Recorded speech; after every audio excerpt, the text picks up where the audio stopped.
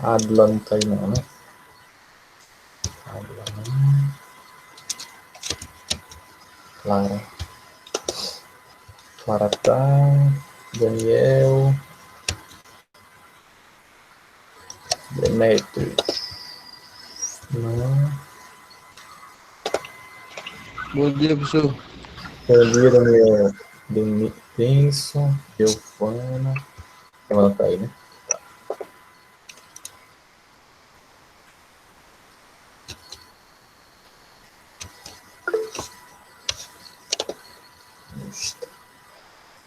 É, conversa. Pedro. Gustavo, não.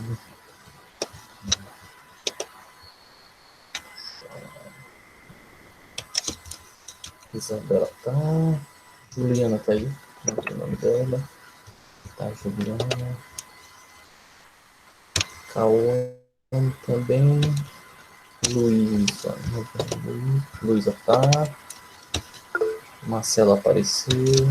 Pedro.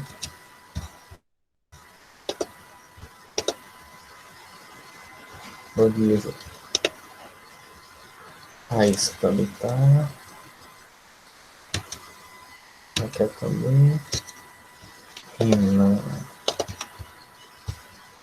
Certo, quero ver aqui seu nome. Tá, mais ninguém. Renan não. Renan nunca apareceu. Ian. Faltou hoje, né? Pronto.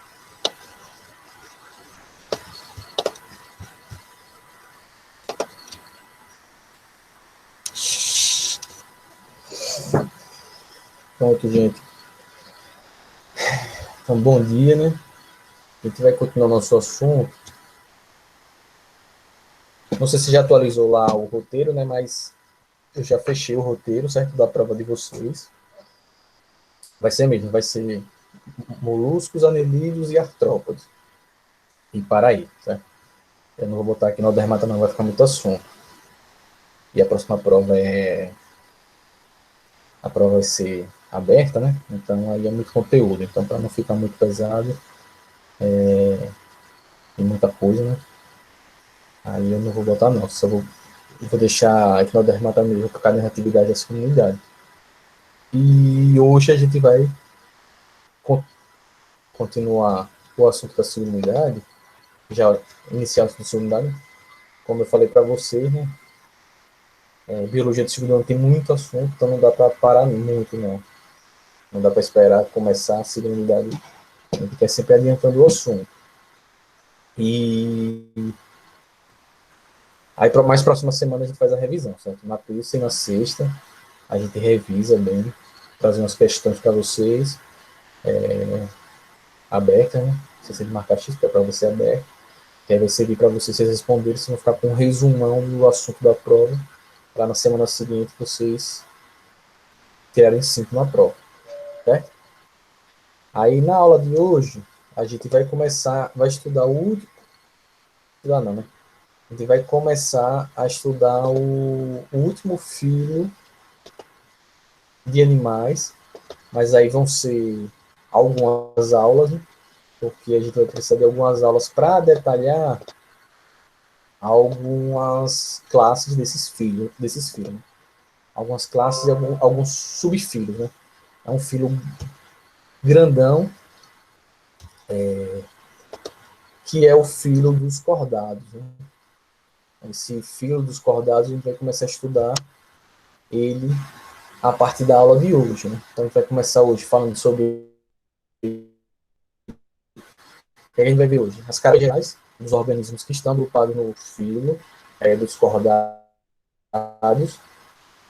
Vou falar sobre a classificação dos cordados, como a gente classifica eles, e depois a gente vai começar a ver cada um desses grupos que a gente classifica, né? Então a gente vai ver, depois da classificação, a gente vai ver os primeiros subfilos dos cordados. Então, tem um filo grandão lá, abaixo do filo são os subfilos, na classificação taxonômica. Então, tem o reino animal, filo cordado, a gente vai ver alguns subfilos, que são menorzinhos, dá para a gente ver na aula de hoje, E aí, depois da prova, a gente começa a estudar o outro subfilo e suas classes, né, que são justamente os peixes, né, os peixes sem mandíbula, os peixes cartilaginosos, os peixes ósseos, anfíbios, répteis, aves e mamíferos. E aí a gente conclui o reino animal. A gente fecha o reino animal, né? Se der tempo hoje, eu falo, já começo a falar dos peixes sem mandíbula. Se não, se não der tempo, ou se ficar muita coisa, né? Aí eu guardo ele para depois da prova, a gente fala uma aula para falar de todos os peixes juntos, né? Certo? Então, quais são as características gerais dos organismos que são agrupados nesse grupão, nesse filho, né, que é o filho cordata, ou o filho dos cordatos, né? Os cordados, né, que a gente mais conhece, como eu estava falando, os mais conhecidos, que a gente mais conhece, que são os mais representativos, que a gente fala dos cordados, era o que antigamente a gente chamava dos. E que no ensino fundamental, quem passou lá no sétimo ano lá atrás, teve uma lembrança que a gente chamava dos vertebrados. Né? Hoje em dia, esse termo vertebrados, para classificar esse grupo, ele já não é mais utilizado, né? A gente não usa mais os vertebrados, porque dentro desse grupo do que a gente chama dos cordados, a gente tem alguns cordados que são invertebrados. Ou seja, a gente ainda tem alguns invertebrados que têm características em comum com esses que a gente agrupava antes como os vertebrados, né? Que são os peixes, anfíbios, répteis, aves e mamíferos. Né? A gente tem alguns organismos que não têm a coluna vertebral e tem características como eles, né? Então não dá para agrupar como vertebrados, já que dentro desse grupo tem organismos que não são vertebrados, que são os cordados, e além do mais existem esses que eu falei que são os peixes sem mandíbula, que eles não têm coluna vertebral também. Então, hoje em dia, o que a gente chamava de vertebrados, dentro do grupo dos cordados, hoje em dia a gente chama de craniata, que são os animais que possuem crânio, o crânio ósseo interno, são esses grupos que hoje em dia não tem mais, justamente por causa desses peixes sem mandíbula, que eles têm crânio, mas não têm coluna vertebral. Então, os que antigamente chamavam de vertebrados, hoje em dia a gente chama dos craniados, os craniatas, né? Os organismos que possuem crânio. E os cordados, esses organismos que vão ter uma série de características em comum, são as características que estão vendo aí. Né? Então, os mais comuns são esses, né? Peixes, anfíbios, répteis, aves e mamíferos, mas existem outros que a gente vai ver na aula de hoje, que são cordados, que são menos conhecidos de forma geral, né? Mas na ciência eles são bem conhecidos. Então, inclusive, um deles é muito utilizado para se estudar o processo embrionário dos cordados. Né? Todos esses animais eles são triblásticos,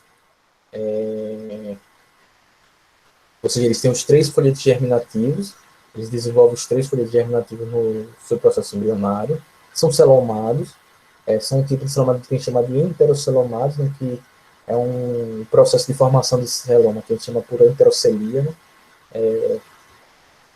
Mas o que é importante você saber é que eles são triblásticos, né, celomados, eles são deuterostômios, assim como os equinodermatas, né, ou seja, o blastóparo, lá no desenvolvimento embrionário, ele vai dar origem primeiro ao ânus e depois se forma a boca ao longo do desenvolvimento do tubo digestório.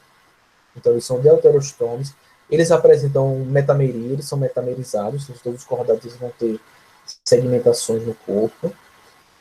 Todos eles apresentam simetria, quase todos eles, né, apresentam simetria bilateral, ou seja, o corpo é dividido no máximo em 2 partes iguais, e todos eles têm o seu sistema digestório completo. Então, são essas características que estão linkadas aí, certo? Que são essas últimas aqui, simetria bilateral, deuterostoma, celomado e triblástico. Tem essas aqui de cima, que eu vou falar agora, né? Uma característica curiosa é que todos que eles surgiram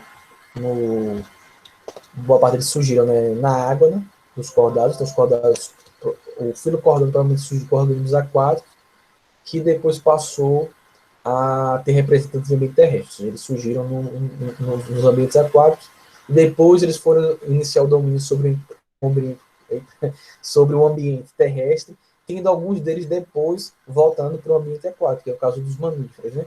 Os mamíferos aquáticos, né? Baleia, golfinho, leão marinho, foca, e por aí vai, né? São organismos que são, esses que vivem no mar, eles são ancestrais de organismos que viviam na Terra, mas que ao longo do processo de evolução e adaptação, eles voltaram a dominar o ambiente aquático. Tanto que baleia, por exemplo, tem pulmão, né? Ela não tem como... A gente já viu que boa parte dos organismos que vivem na água, né, vão respirar através das brânquias, né? Baleia, golfinho, esses animais todos eles têm pulmões, né? Eles retiram o oxigênio do ar. Apesar que eles passam muito tempo submersos, mas eles retiram o oxigênio do ar e depois eles ficam submersos. Alguns até por muitas horas, sem voltar para retirar o oxigênio do ar. Mas abrir aí um parênteses gigante, né? Uma outra característica que também vai ser comum aos cordados é que a grande maioria das espécies deles apresentam endoesqueleto, que nem os equinodermatos, ou seja, o esqueleto na parte interna do corpo, como no nosso caso, né? E dos craniatas de forma geral. Né? O esqueleto ele fica na parte interna do corpo, que difere bastante do sistema esquelético dos artrópodes, né? A gente viu que era um exoesqueleto, ou seja, um esqueleto na parte externa do corpo. Então, os cordados, a grande maioria deles, que tem o seu esqueleto, vai ser sempre um endoesqueleto. Outra característica que é comum a todos os cordados é um sistema circulatório fechado, ou seja, nenhum cordado tem sistema circulatório aberto, ou seja, o sangue sempre, nos cordados, o sangue sempre circula dentro dos vasos sanguíneos, então em nenhum momento o sangue vai circular fora dos vasos sanguíneos. Então todos os cordados eles apresentam um sistema circulatório fechado, e todos eles têm um coração ventral, ou seja, um coração na parte mais, vamos dizer assim, na frente, né, na região do ventre. A gente viu que tem alguns animais, por exemplo, que tem um coração dorsal, né, que fica na parte de trás, mais próximo das costas. Né? Todos os cordados vão ter o coração ventral, ou seja, mais próximo do ventre. O ventre é essa parte aqui, a parte da frente do nosso corpo, certo? Então o coração ele fica, todos os cordados compartilham a posição do coração nessa posição ventral, ou seja, do nosso ventre, aqui vamos dizer assim, nessa parte da frente da nossa barriga, né? A região dorsal é nas costas. Então, essas são algumas características gerais, né? Triblásticos, celomados, deuterostômos, metamerizados, simetria bilateral, sistema digestório completo, endoesqueleto, sistema circulatório fechado, coração sempre na posição ventral. Além de todas essas características que eu falei, tem essas características que estão nessas primeiras, que são 4 características chaves para a gente ter certeza absoluta de que aquele organismo é um cordado. Por que eu estou falando isso? Porque a gente já viu que tem outros animais que tem, por exemplo, sistema circulatório fechado. Né? Por exemplo, as minhocas, elas têm sistema circulatório fechado. O coração delas é ventral. Elas também têm sistema digestório completo. Elas também têm simetria bilateral. Elas também são metamerizadas, são celomadas, são triblásticas. Só não são deuterostômicas. Então, tem outras características que são compartilhadas pelos grupos de animais que os cordados têm. Mas essas 4 características, a presença dessas 4 características só aparece das 4, certo? De vez, né? Em algum determinado momento da vida desse animal, ele tem que ter pelo menos uma dessas. Ele tem que ter essas 4 características, que podem desaparecer ao longo do tempo, ao longo do desenvolvimento do cordado, mas essas 4 estão presentes em todos os cordados em algum momento da vida deles. Né? Então essas 4 características são aquelas 4 características que são marcantes, que são típicas e específicas, as 4 características juntas, certo? São típicas de todos os cordados, todos os organismos que estão agrupados no filo dos cordados, eles vão apresentar essas 4 características, que é o tubo nervoso dorsal, ou seja, o tubo nervoso na porção das costas, a notocorda, as fendas faringianas, ou seja, fendas branquiais nas faringes, às vezes são fendas branquiais nas faringes, e uma cauda pós-anal, ou seja, uma presença de uma cauda na região pós-anal. Então, essa notocorda, tubo neural, possui fendas branquiais na faringe, né? Abertura que surge na faringe. Então, a gente pode chamar de fendas faringianas ou fendas branquiais na faringe, tanto faz. E cauda pós-anal. Essas 4 características aqui são características que vão ser comuns a todos os cordados, certo? Professor, eles vão manter essas características até o fim da vida deles? Alguns sim, outros, ao longo do desenvolvimento, essas características vão desaparecendo. Outros mantêm uma ou duas, mas em algum momento todo cordado vai ter essas 4 características aí, certo? Em qualquer momento, nem que seja no início do processo de desenvolvimento embrionário, mas eles vão ter e vão manter essas características, alguns vão manter e outros essas características vão desaparecer. Por exemplo, no nosso caso, todas essas características desaparecem. Quando a gente vai se desenvolver, quando a gente nasce, a gente não tem mais nenhuma dessas 4 características. A gente não tem mais a cauda pós-anal, a gente não tem as fendas branquiais na faringe, ou seja, as fendas faringianas, a gente não tem mais notocorda e a gente não tem mais tubo nervoso dorsal. Essas características elas vão desaparecendo. Aqui vocês podem ver na imagem, aqui tem a localização das estruturas. Então você tem um tubo nervoso na região dorsal, que seria das costas, certo? Abaixo desse tubo nervoso, a gente tem uma notocorda, que dá sustentação a esse tubo nervoso. Esse tubo nervoso ele vai desde a parte anterior do animal, lá no desenvolvimento, até a parte posterior. A notocorda ela segue esse tubo nervoso, dando sustentação a ele. As fendas faringianas ou branquiais, então aqui vai ter a formação da boca. E na faringe a faringe é a nossa garganta, vamos dizer assim, certo? Então a gente engole o alimento, aí tem esse primeiro tubo aqui, não esse aqui da frente, né, que é a laringe, que é do sistema, a gente pega aqui, é do sistema respiratório. A faringe fica atrás da laringe, né, atrás dessa parte aqui. Tem um tubo que vai dar faringe, esôfago e vai cair no estômago. Então, em algum momento de desenvolvimento, a gente tem aberturas nessa faringe, essas aberturas faringianas ou aberturas branquiais, que no nosso caso, nós dos mamíferos, né, essas fendas desaparecem. E na região posterior do animal, lá próximo ao ânus, que se forma lá, já que somos deuterostomes, a gente forma primeiro o ânus, olha, o ânus está aqui embaixo, a gente tem essa região do cauda sul, essa cauda que a gente chama de cauda pós-anal, é porque é uma cauda que fica depois do ânus. Olha, o ânus está aqui, ó, intestino, boca, fendas faringianas, intestino, ânus. E aqui depois do ânus vem essa cauda, certo? Essa cauda pós-anal, certo? Essas 4 características vão ser as características que são exclusivas dos cordados. As 4 características juntas são exclusivas dos cordados. Só cordados possuem essas 4 características. Mantendo ou não essas características ao longo da vida deles, não interessa. Mas em algum momento do desenvolvimento desses animais, eles precisam apresentar essas características para ser classificados como cordados. Então, os mamíferos, que incluem nós, seres humanos, têm essas 4 características. As aves possuem, os répteis possuem, os anfíbios possuem, os peixes, todos os tipos de peixes possuem. E os cordados invertebrados, que a gente chama dos protocordados, também vão possuir essas características, certo? Então, o que é esse tubo nervoso dorsal? Né? Então, durante o início do desenvolvimento embrionário dos cordados, então, que estava na barriga da sua mãe, teve a fecundação, formação do zigoto, as clivagens, formação do embrião. No momento do momento que se tem o início do desenvolvimento embrionário dos cordados, a ectoderme, que é aquele folheto germinativo mais externo, né, que a gente já viu lá atrás no começo do ano, ectofora, né, a ectoderme, né, da região dorsal, ou seja, a parte da ectoderme da região das costas do embrião, ele começa a se dobrar, começa a afundar, um processo que a gente chama de invaginação. Então ele começa a afundar essa parte desse tecido e vai formar um tubo. Esse tubo é o que a gente chama de tubo nervoso. Então, o tubo nervoso, o tubo nervoso dorsal, ele se forma a partir da região, a partir do folheto germinativo, que é a ectoderme, na região dorsal, ou seja, na região das costas. E o que é que esse tubo nervoso, dorsal? Ele é que vai dar origem ao sistema nervoso nos cordados. Então, nosso sistema nervoso, o central, né, o cérebro, o cerebelo, o bulbo, ponta encefálica, a medula espinhal, vai se formar a partir do tubo nervoso dorsal. Então, essa estrutura vai dar origem ao sistema nervoso dos cordados.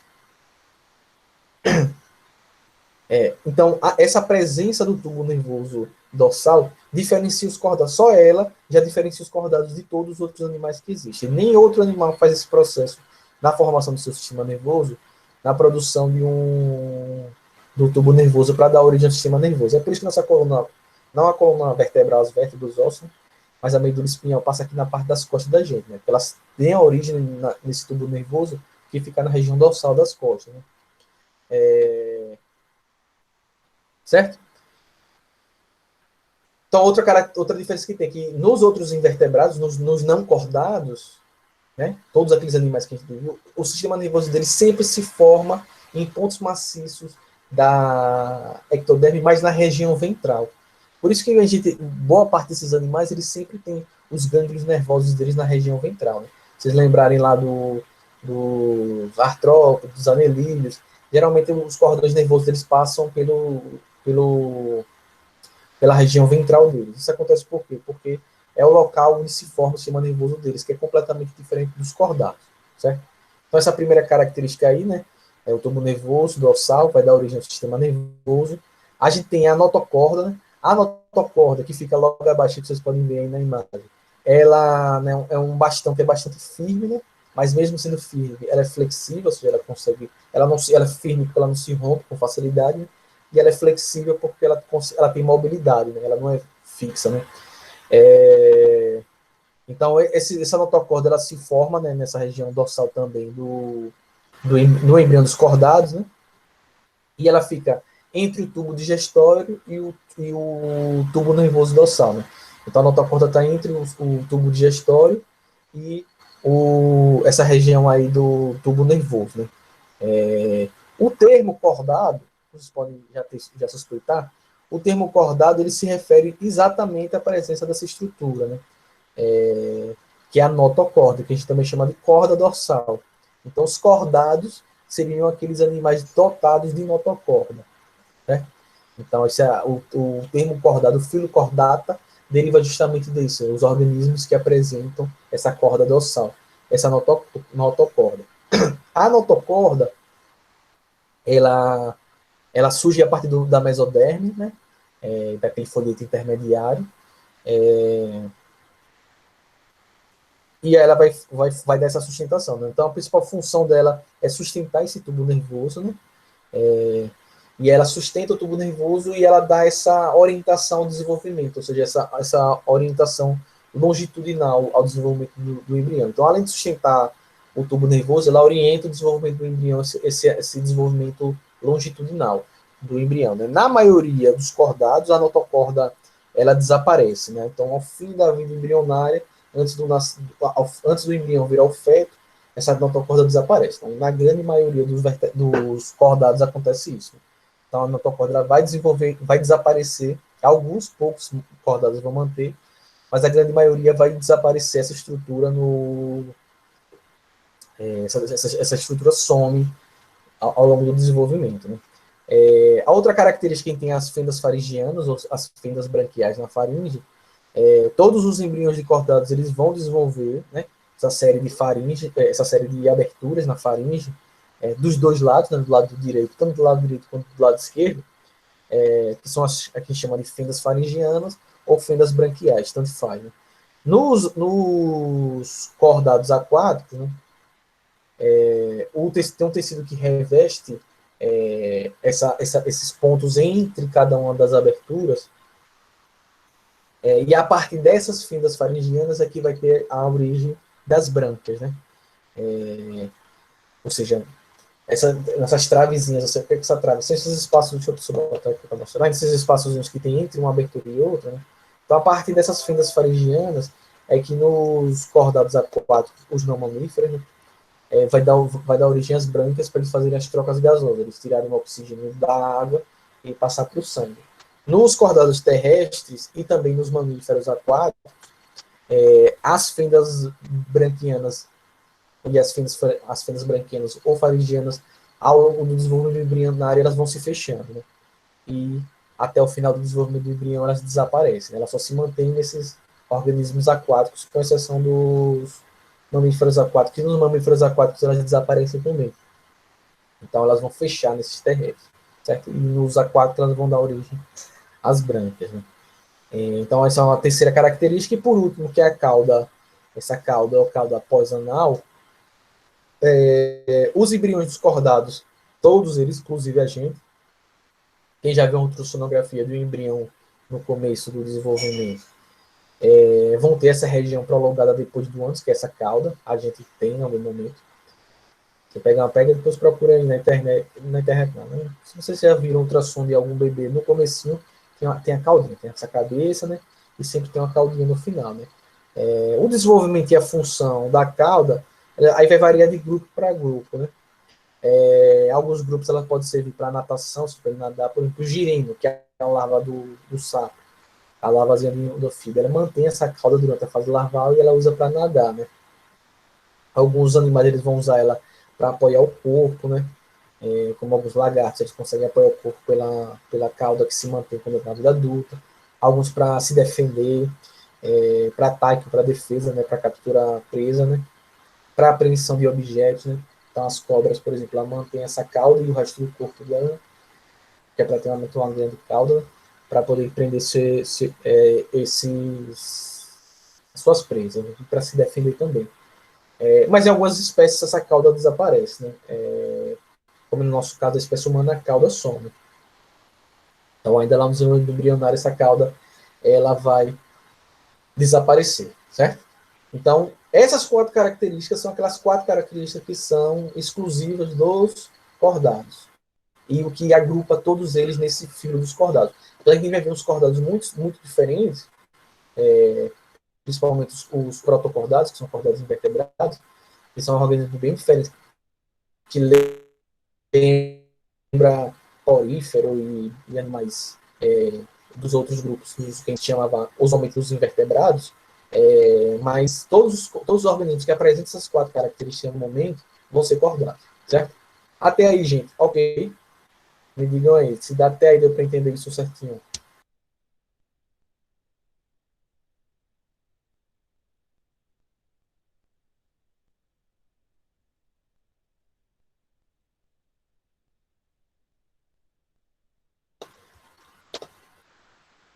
Pronto, tranquilo, então. Assim, né? Não tem nada de beleza, Raquel, valeu por responder. Não tem nada difícil, não. Valeu, Cauane.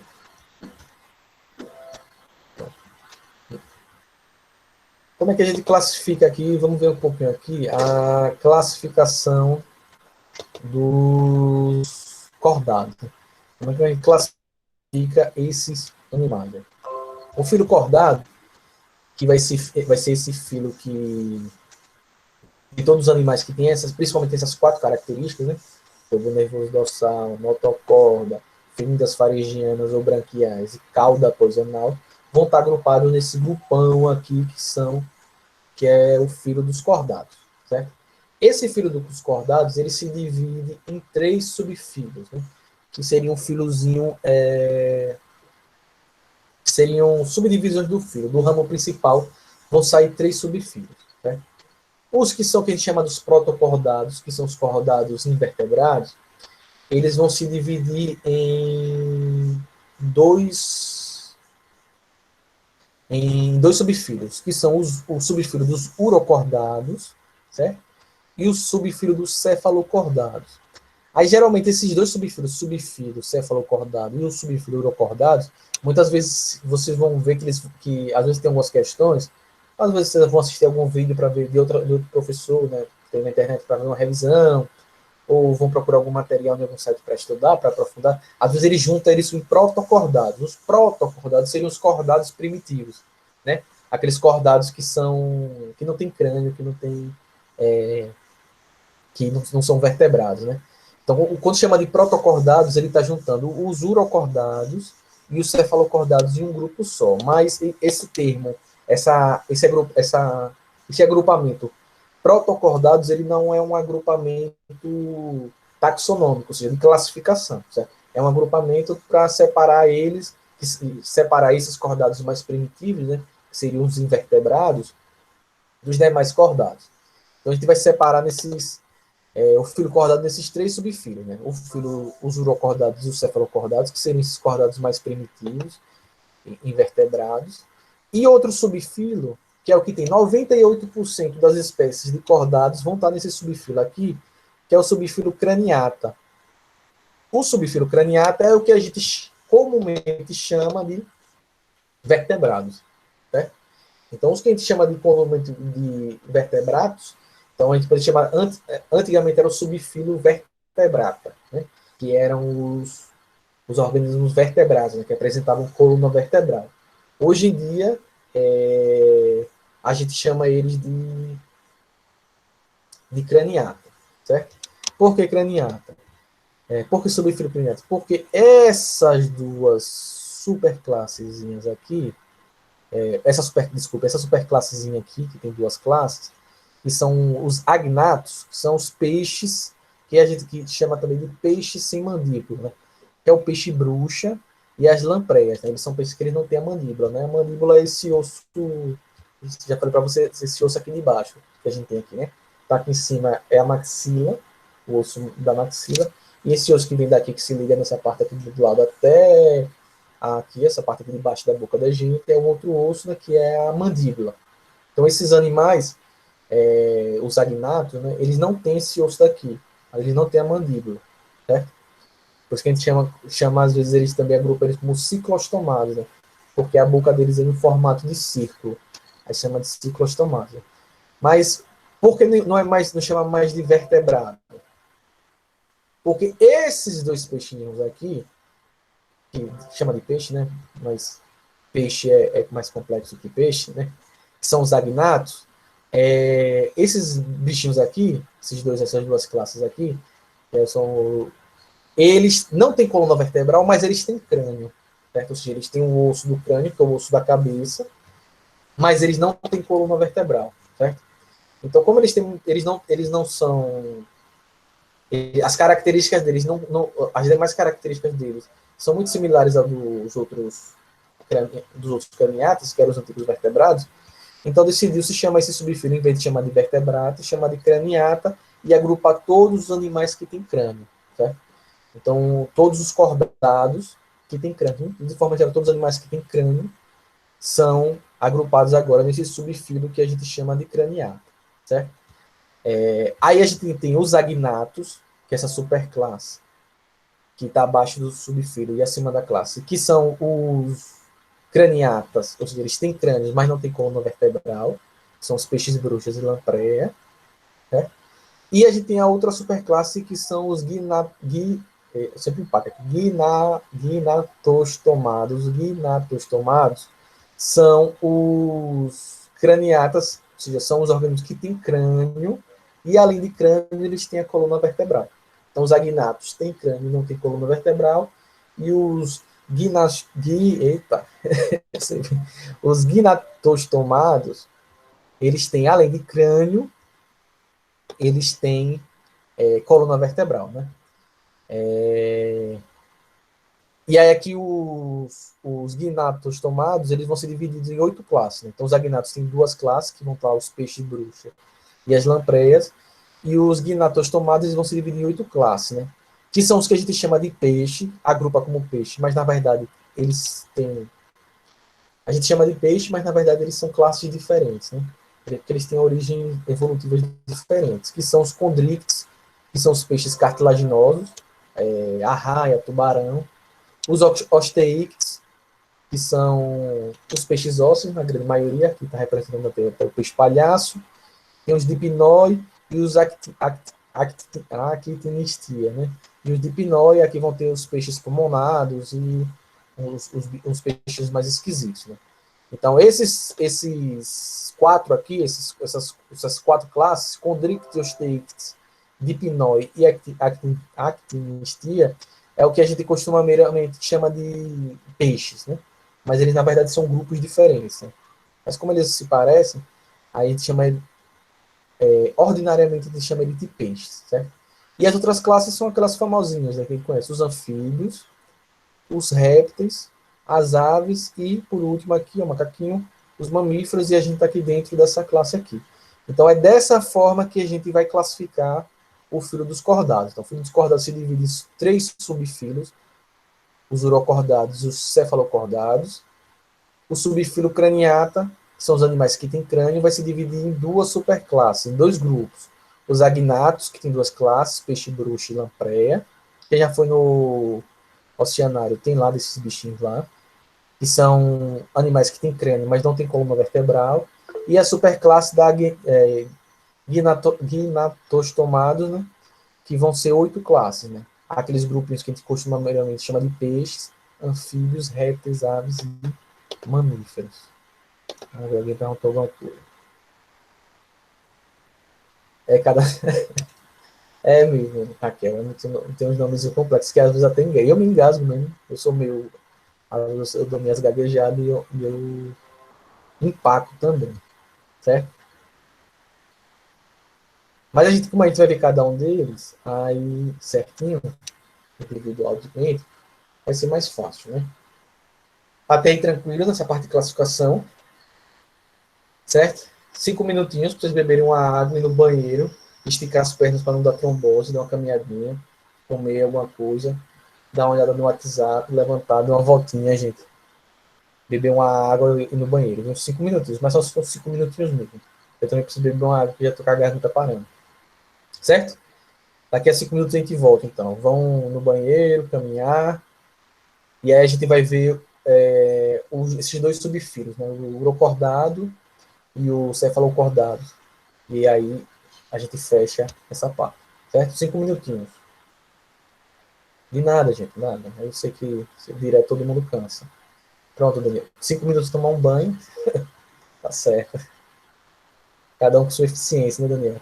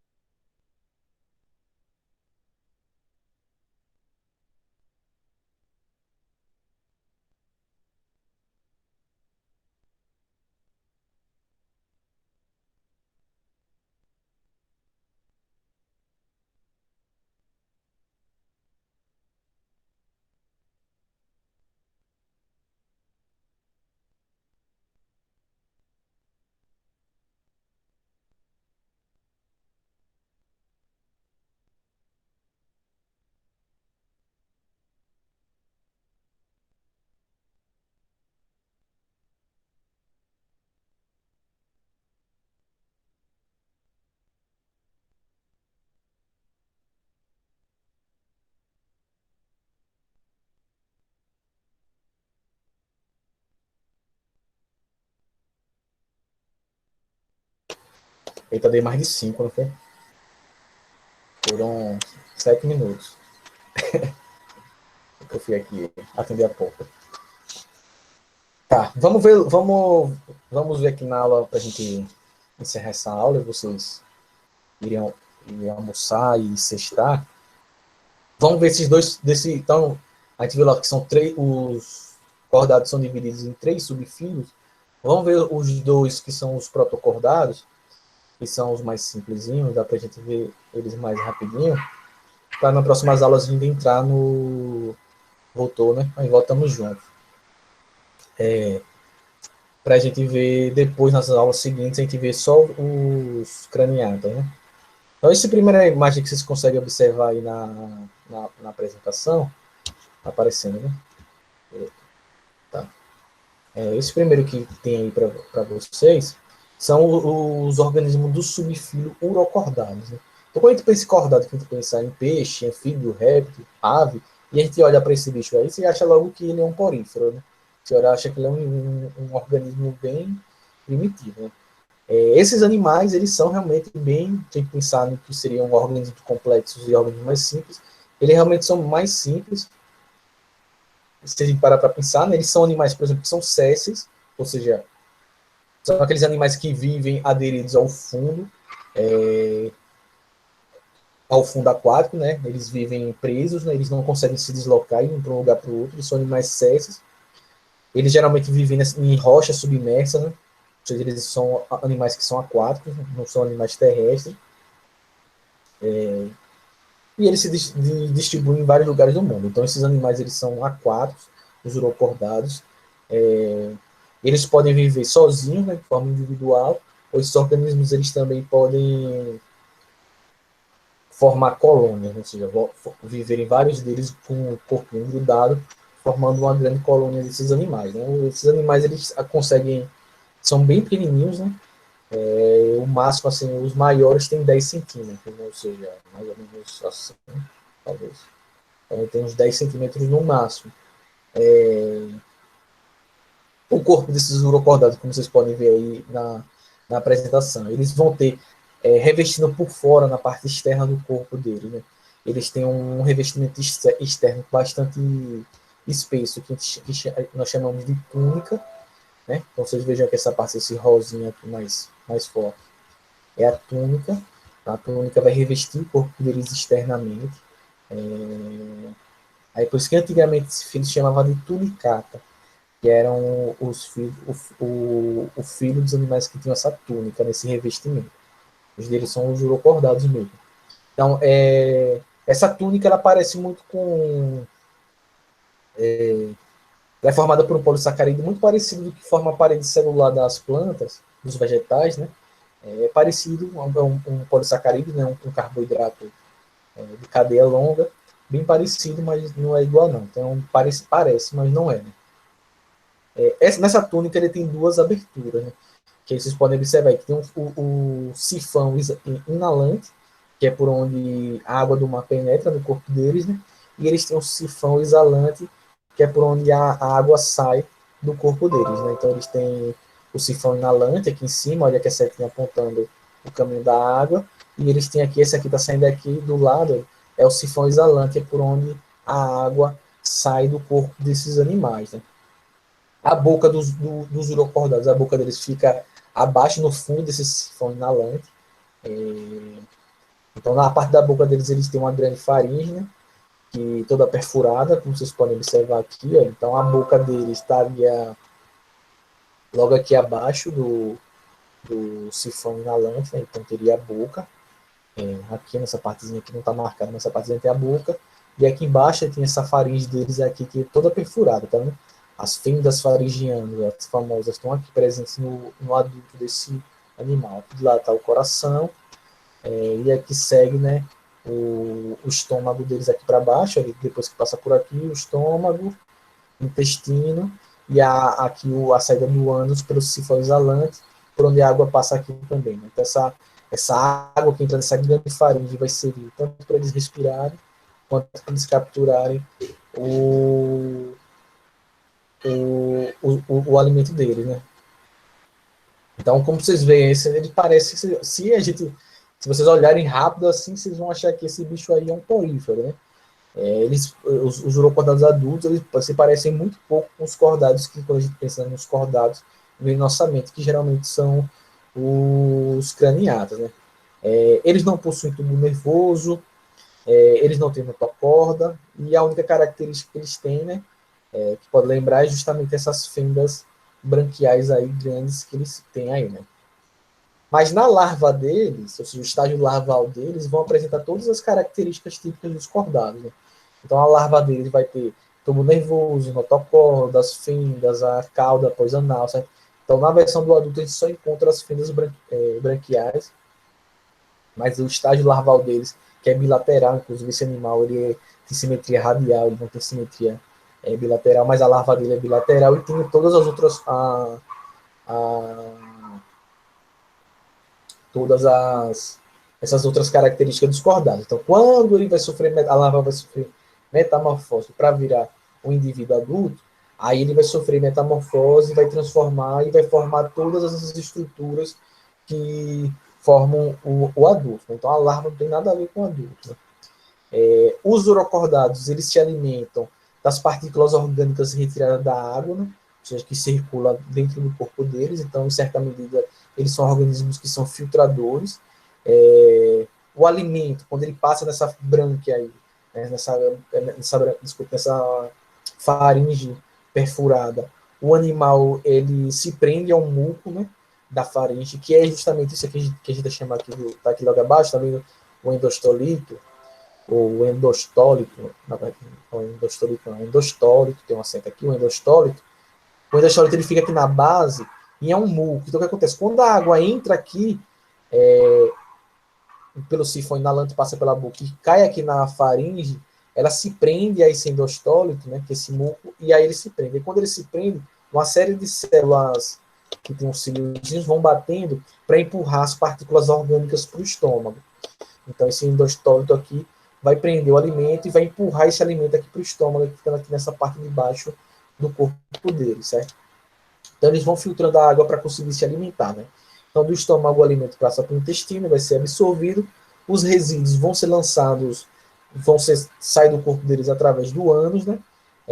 E a saída do ânus, ela se liga a essa câmera aí que se conecta ao sifão exalante, e vai botar água para fora e vai sair junto às fezes dele, né? Nos urocordados, né, essa água ela fica sempre circulando, sifão inalante, sifão exalante, e é a partir dessas fendas branquiais, né, essas aberturas que tem nessa grande brânquia nele, que eles vão fazer as trocas gasosas. Então, essa água, ao mesmo tempo que passa para eles respirarem pelas fendas das brânquias, né, que são irrigadas pelos vasos sanguíneos, ele também vai usar essas duas coisas ao mesmo tempo para respirar e para se alimentar, né? Eles têm um sistema circulatório que não é aberto, mas não é totalmente fechado, né? Ou seja, o sangue ele circula fora dos vasos, mas ele passa por ele circula dentro de fora dos vasos sanguíneos, dentro de umas bolsas de sangue, né? Chama de sinusoides. Então ele não sai para circular fora dos vasos, ele sai do vaso, mas ele circula dentro dessas bolsas, ou seja, ele não circula entre os tecidos, como é no caso do sistema circulatório aberto. Então é por isso que fala que é um sistema circulatório semi-aberto, né? Ele sai dos vasos sanguíneos, mas ele não circula entre os tecidos, ele sai para entrar nessas outras bolsas, né? Que são algumas cavidades que vão estar principalmente localizadas na base dessa faringe, justamente para realizar as trocas gasosas, né? Mas eles estão sendo, vamos dizer assim, não é fechado, mas não é aberto. Seria um sistema circulatório semi-aberto, por assim dizer. Mas, bom, é isso, né? Então eles vão ter o coração, né? Que vai estar aí bombeando o sangue pelos vasos sanguíneos e nessas bolsas sanguíneas, né, sinusoides, para fazer essas trocas gasosas, a distribuição dos nutrientes do alimento dos nutrientes, né, absorvidos pelo intestino, distribuindo ele pelo corpo. e também para a retirada das substâncias tóxicas do corpo desse animal via as brânquias, né?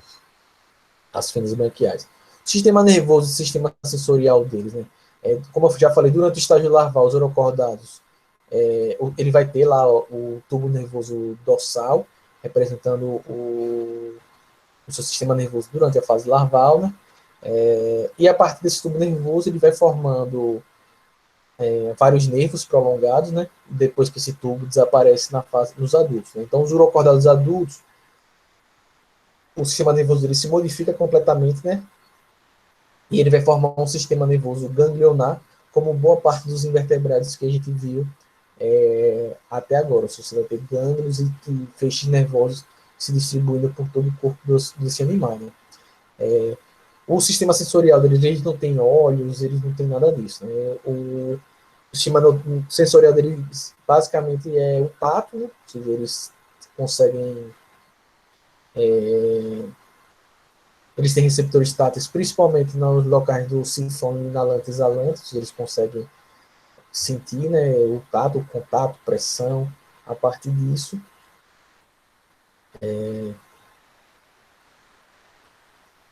E alguns autores falam que possivelmente, alguns cientistas falam que eles podem ter olfato, paladar, né, ou luz, mas não tem nada muito comprovado, ou seja, ninguém tem muita certeza se eles conseguem, se eles têm células sensoriais para captar luz, olfato, sabor das coisas, eles não tem muito. Ou seja, eles são, por isso chama de protocordados primitivos, eles são muito, muito, muito simples, são animais bastante simples, certo? E você olha para ele e acha que ele é uma esponja. Algumas espécies de urocordados têm reprodução assexuada por brotamento, certo? De forma aqueles brotos, igual a gente já viu no passado, né?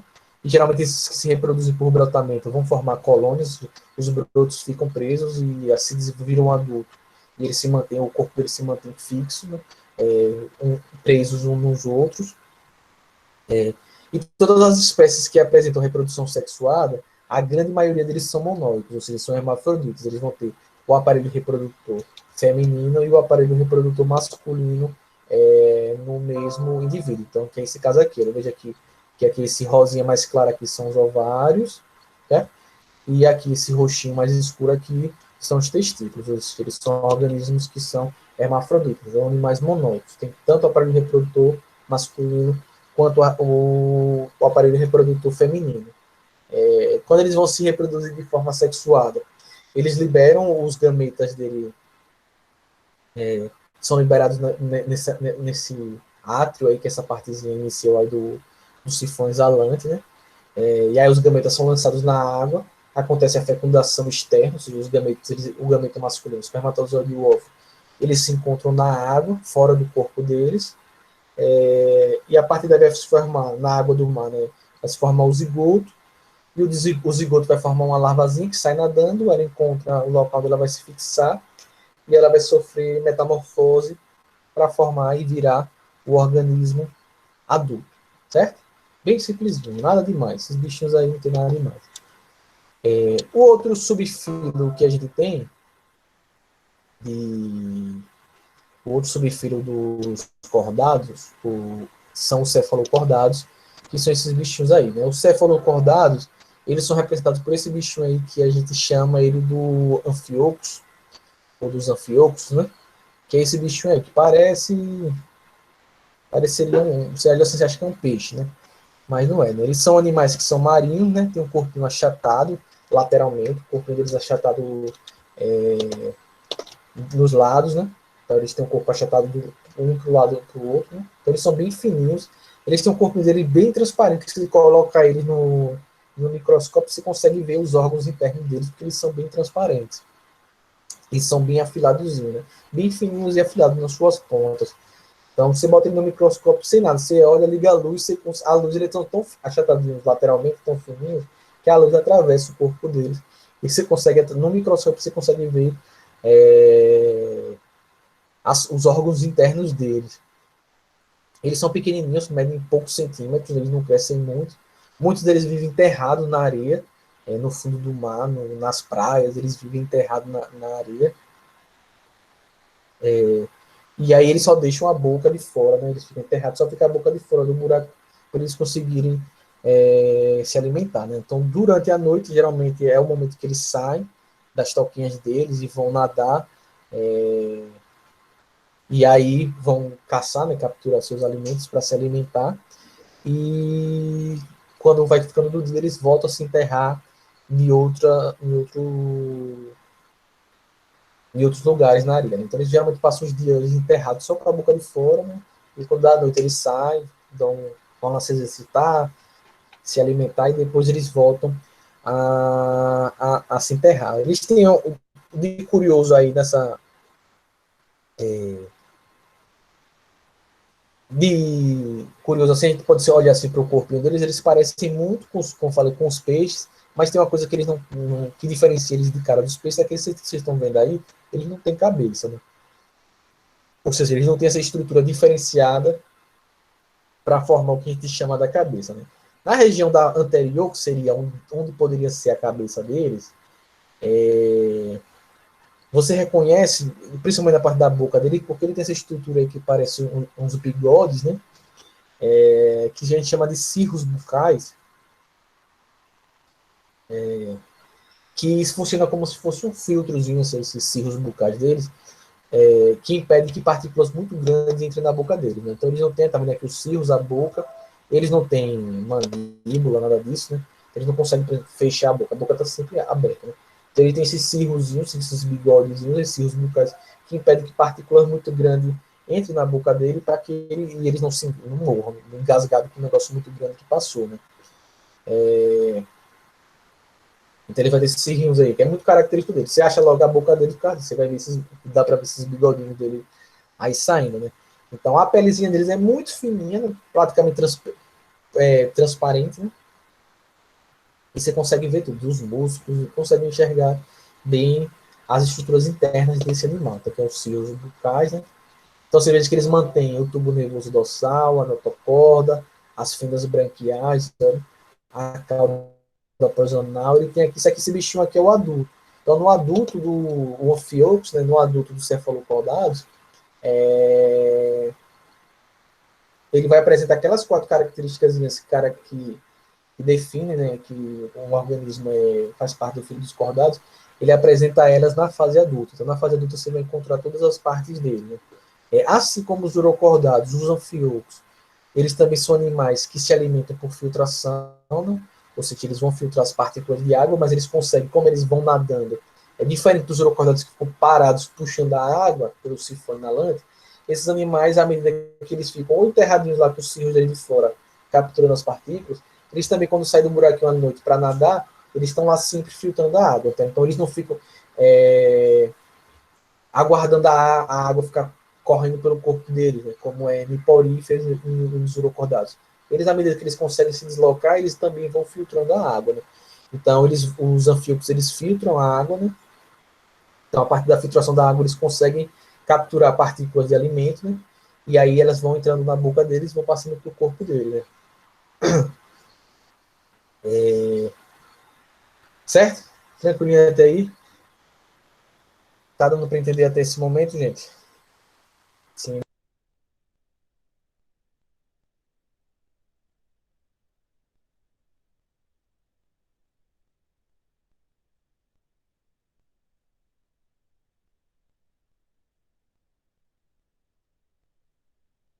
Pronto. Então, essa água, ela passa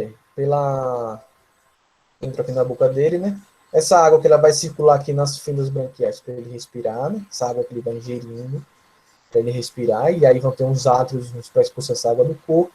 E da mesma forma que os urocordados, eles vão ter aqui no fundo dessas fendas branquiais, né? Eles vão ter também esqueci a palavra, o endostólito, né? Que é aquele mucozinho que vai grudar as partículas de alimento que vão levar o alimento para o estômago e para o intestino deles para eles se alimentarem. Né? As fendas branquiais, a água passa aqui pelas fendas e elas são empurradas para esse atrioporo aqui, ó, que vai expulsar essa água que eles inalaram. Né? Então, à medida que eles vão inalando essa água, elas passam pelas fendas branquiais e ele captura o oxigênio. e essa água vai sair por esse arterioporo, expulsando junto com essa água o gás carbônico que vai sendo eliminado e o oxigênio vai sendo absorvido nessas regiões das fendas branquiais. E o alimento vai se colando no endostólito, no fundo das fendas branquiais, e vão passar por cima do digestório deles, e aí eles vão continuar seguindo o seu processo digestório. Né? Então, eles vão fazendo a sua digestão e o resto dos alimentos vão sair a partir do ano. Né? Os cefalocordados, eles têm, o sistema deles, circulatório deles é completamente fechado, como de todos os outros cordados, não é semi-fechado como o dos urocordados. Eles têm sistema circulatório fechado, né? Eles têm essas bolsinhas que os urocordados têm, mas o sangue ele chega em todos os tecidos a partir dos capilares, ou seja, os capilares são aqueles vasos sanguíneos mais fininhos, né? E as artérias e as veias, que são, vocês vão lembrar lá chegou a falar no primeiro ano, não lembro agora, mas os capilares, os tecidos, eles vão ser irrigados, né, pelo sangue, por assim dizer, a parte dos capilares. Então, o sangue chega com os nutrientes e oxigênio até os tecidos desses animais a partir dos capilares sanguíneos, né? Então, a partir desses capilares é que a circulação vai levar os nutrientes e o oxigênio para esses animais, né?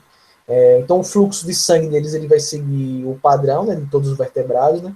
O sangue ele flui da região posterior do corpo, né, por um vaso dorsal, né, que é a artéria aorta, e daí vai para a parte anterior, da parte de trás para a parte da frente. E ele vai ter esse coraçãozinho dele bem simplesinho, fazendo a contração, né, de forma rítmica, né? Esse vasozinho não chega nem a ser um coraçãozinho, né? Então, pode chamar de coração, mas é mais uma dilatação do vaso sanguíneo, dos vasos sanguíneos dele que vão ficar batendo, né? E fazendo com que o sangue circule no corpo desse animal e ele consiga transportar oxigênio e os nutrientes para todo o corpo deles, né? Certo? E pronto. Né? O que mais falta falar? Já falei, né, da respiração via as fendas branquiais, e a água vai sair pelo atrioporo. O que falta mais eu falar? Se eu esqueci de alguma coisa. Ele mantém, a fase adulta vão ter essas 4 características, né? O tubo nervoso dorsal, a notocorda, as fendas faringianas e a nadadeira, a cauda nadadeira pós-anal, né? Nesse caso aí, essa cauda pós-anal neles serve para eles nadarem, então ela vai fazendo essa movimentação lateral e vai impulsionando esse animal para frente. Né? Eles são todos eles são assim como os urocordados. Todos eles são animais aquáticos, todos os representantes são aquáticos, certo? E o sistema excretor deles, diferente dos urocordados, eles vão ter nefrídeos, né? Que seriam estruturas pré-rins, né? Que vão fazer a filtragem do sangue do corpo deles. Ele vai filtrar o sangue deles para retirar as substâncias tóxicas, né? Então, aqui nessa imagem não está mostrando, mas eles vão ter os porozinhos que vão eliminar o próximo ao atroporo, eles vão ter alguns porozinhos que vão eliminar a urina do corpo desses animais, né? Então eles têm essa presença desses nefrídeozinhos para poder eliminar as substâncias tóxicas, né? A urina do corpo deles. Né? Com relação ao sistema nervoso e sensorial deles, o sistema nervoso deles consiste basicamente no tubo nervoso dorsal, que se mantém, né? Desde que eles são os filhotinhos, né? Desde o desenvolvimento embrionário, eles mantêm o tubo nervoso dorsal. E a partir desse tubo vão sair os nervos, né? Para todas as regiões do corpo, para comandar todas as atividades do corpo desse animal, certo? Então, o tubo nervoso dorsal é a principal estrutura do sistema nervoso desses animais. E acho que é isso. Deixa eu ver se está me lembrando mais alguma coisa. E quanto à relação ao sistema sensorial deles, diferente dos urocordados, né, eles conseguem detectar luminosidade, ou seja, eles têm células especializadas para detectar o grau de luminosidade, ou seja, se tem muita luz, se tem pouca luz, e a direção da luz. Eles conseguem captar a direção que a luz está vindo.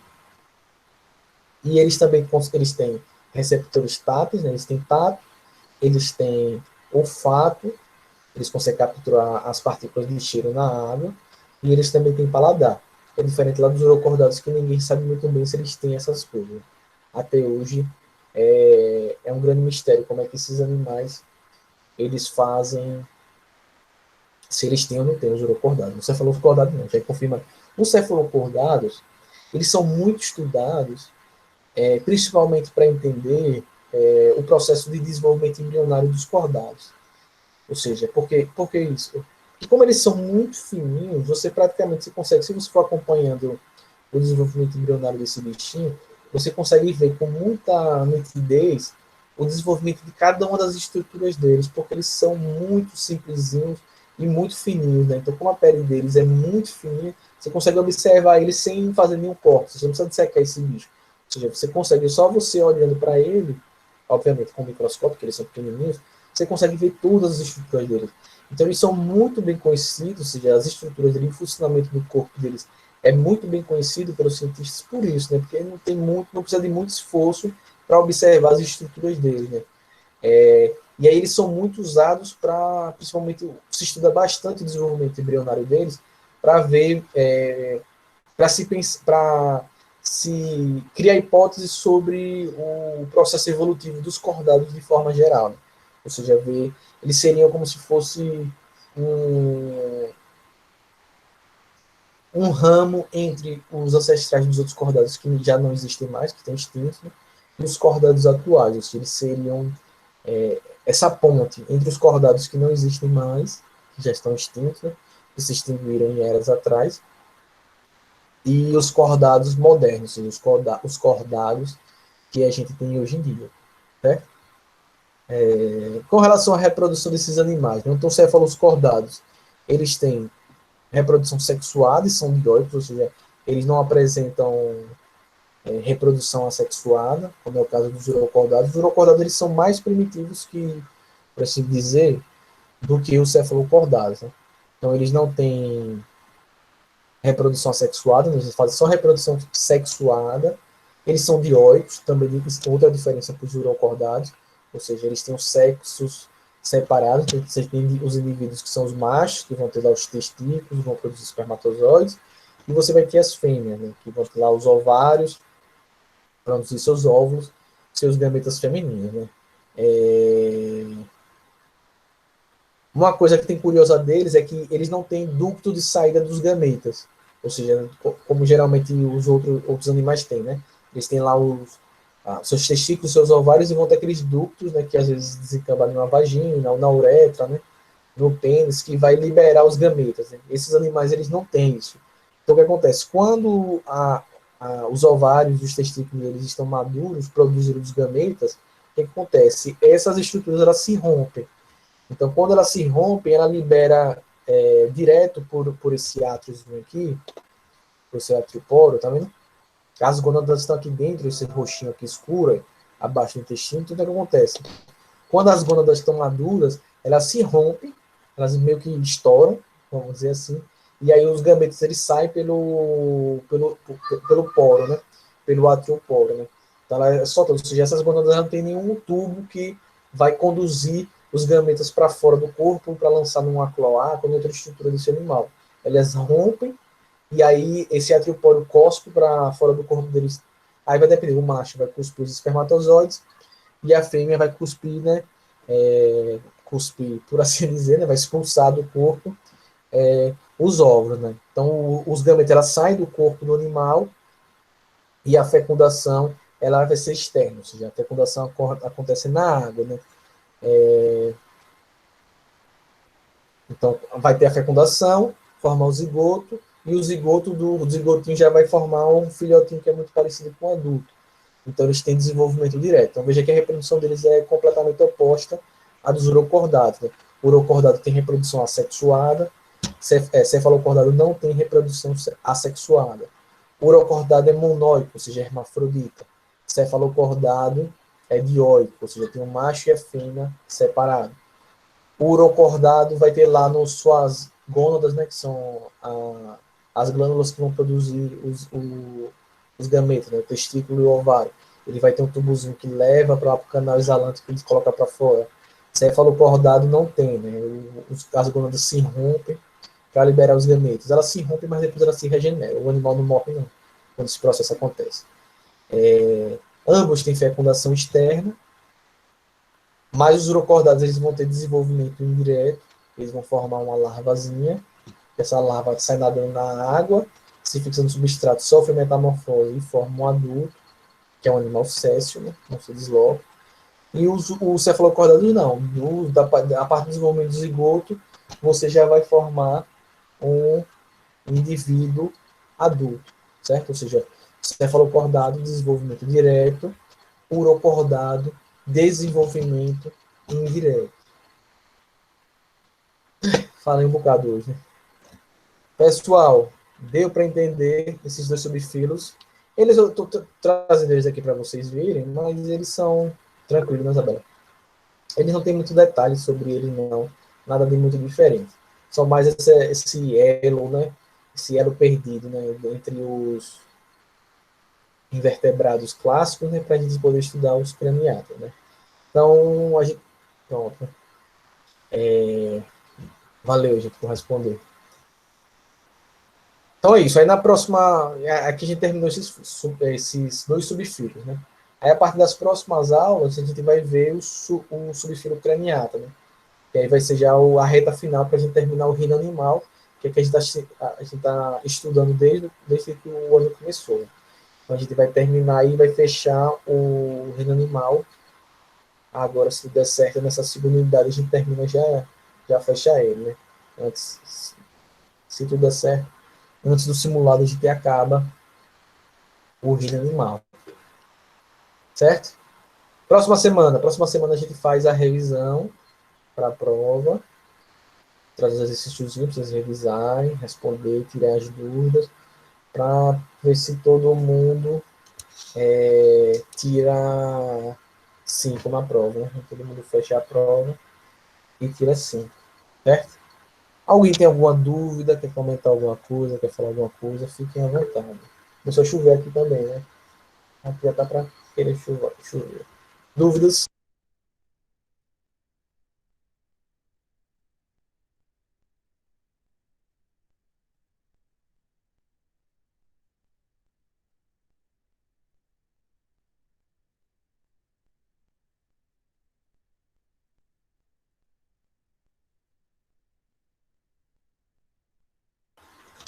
Facinho, né? Tranquilo. Sem dúvida, né? Pronto.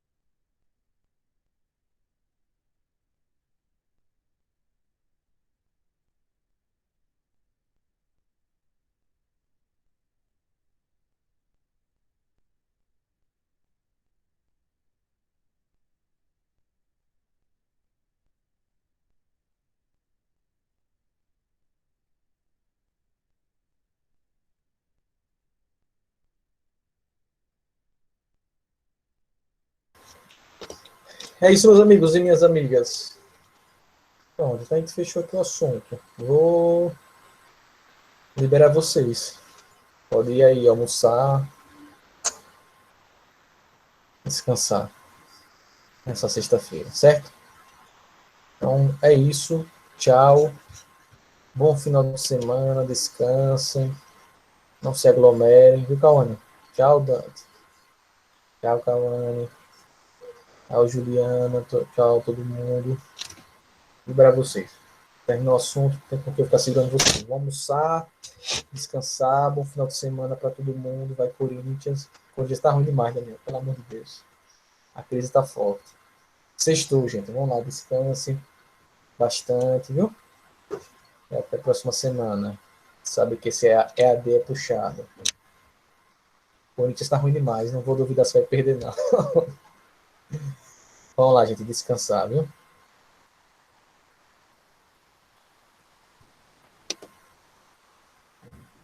Não vou discutir com você, não, Pedro. O Corinthians está ruim mesmo. Tchau.